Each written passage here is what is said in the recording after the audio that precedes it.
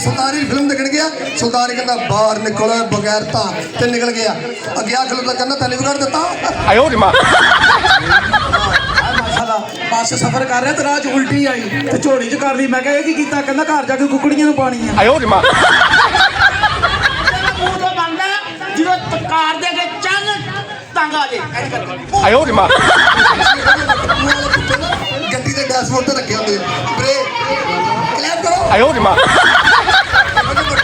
ਕੁੱਤੇ ਨਾ ਡੈਸ਼ਬੋਰਡ ਦੇ ਉੱਤੇ ਪੈ ਹੁੰਦੇ ਜਦੋਂ ਬ੍ਰੇਕ ਲਾਉਂਦੇ ਹਿਲਦੇ ਵੀ ਹੈ। ਗੱਡੀ 'ਚ ਬੈਠਾ ਤਾਂ ਯਕਦਮ ਅੱਗੇ ਪਾਣੀ ਆ ਗਿਆ ਤੇ ਗੱਡੀ 'ਚ ਬੈਠੇ ਪੰਜ ਤਾਂ ਕਰ ਲੈ। ਮੈਂ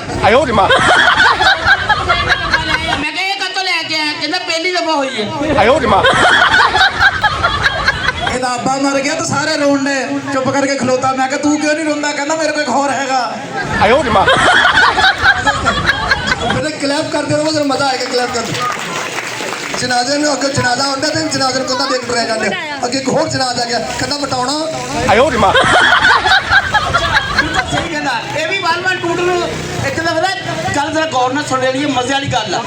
ਇਹ ਚੋਰ ਸੀ 112 ਨੂੰ ਰੋਕ ਕੇ ਕਹਿੰਦਾ ਚੋਕਾ ਛਾਕਾ ਕੱਢ ਦੇ। ਉਹਨਾਂ ਦੇ ਮੁੰਡੇ ਤੇ ਲਾਸ਼ ਰੱਖਤੀ ਕਹਿੰਦੇ ਆਹੀ